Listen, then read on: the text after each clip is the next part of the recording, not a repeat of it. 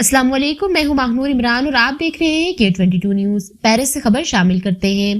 دنیا بھر کی طرح پیرس میں بھی عید الفطر مذہبی جوش و جذبے سے منائی گئی۔ فرانس بھر میں عید کے بڑے بڑے اجتماعات منعقد کیے گئے۔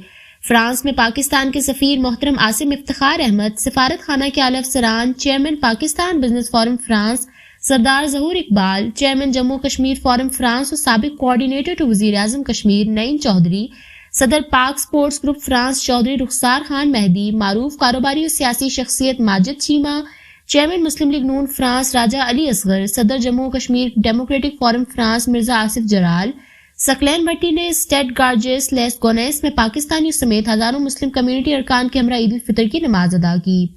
سفیر عاصم افتخار نے زندگی کے ہر شعبے سے تعلق رکھنے والے افراد سے ملاقات کی۔ انہوں نے اس موقع پر میئر کی موجودگی کو سراہا اور عید کی مبارکباد کا تبادلہ کیا۔ سفیر پاکستان عاصم افتخار احمد، سفارت خانہ پاکستان پیرس کے سینئر افسران اور پاکستانی کمیونٹی کی کثیر تعداد نے شرکت کی۔ فرانس کے دیگر شہروں سمیت پیرس اور الدو فرانس میں بھی عید الفطر مذہبی جوش و جذبے کے ساتھ منائی گئی۔